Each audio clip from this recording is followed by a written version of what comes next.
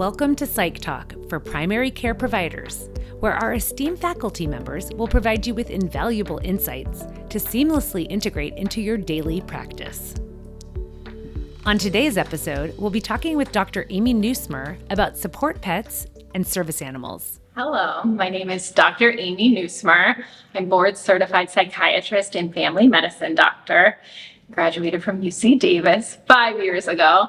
And the topic that I was going to talk about today is about service animals. Specifically, dogs are the only service animals recognized currently.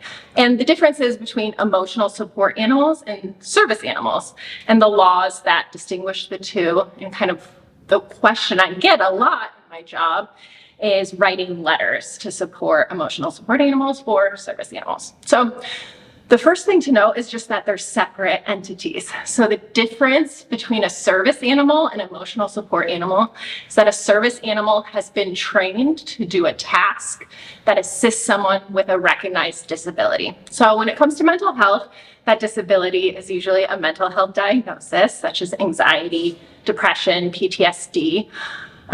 More commonly, though, the majority of service animals are around physical disabilities. So the most common example is assisting people retrieving objects or opening doors with their mouths or even pushing wheelchairs.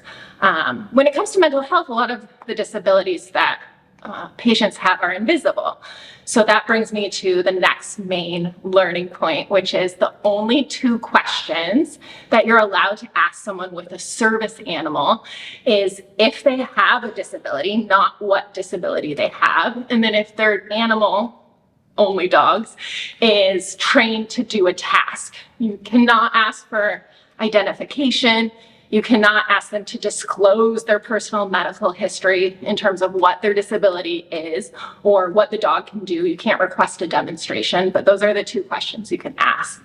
So the main law that protects service animals and specifically allows them to have public access where pets are not allowed. So this includes places where anyone in the public would be able to enter, even restaurants, places of business, is the Americans with Disabilities Act.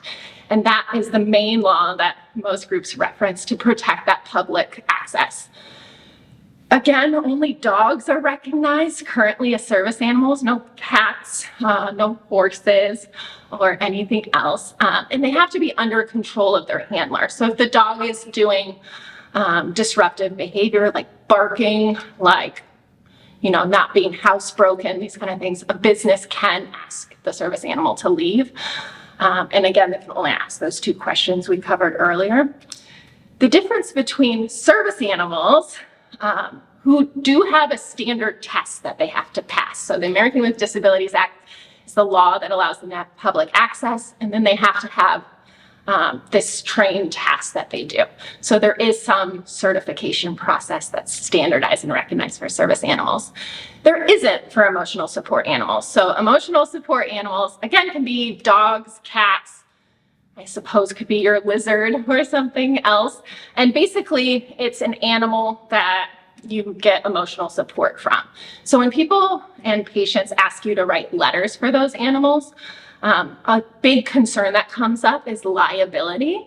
But from my perspective, a letter is just certifying that the patient has a recognized diagnosis and disability and gets support from the animal. So when it comes to emotional support animals, there's no specific tests for the animal itself that it needs to pass or really any standardized recognition at all. It's usually just on letters. And the two main ways that people want to have these letters for are airlines, which unfortunately no longer recognize most emotional support animals, so you can't fly with them for free. So that kind of has eliminated the need for that letter in most cases. And the second reason is for house fees. So people who rent apartments or rent their house, sometimes there's a pet fee. That's the other main use of an emotional support animal letter, saying that they get support from this animal and therefore are exempt from a pet fee. I usually recommend leaving it up to your judgment. If the patient in front of you is in good faith having a mental health diagnosis like anxiety, depression, PTSD, and to the best of your judgment, the animal seems like it's not going to cause problems, but ultimately that's not your purview as a provider. It's really to certify that the patient has this mental health diagnosis, and up to the landlord or the business owner to actually decide if they'll allow it or not. So that's my quick talk. Thank you for listening.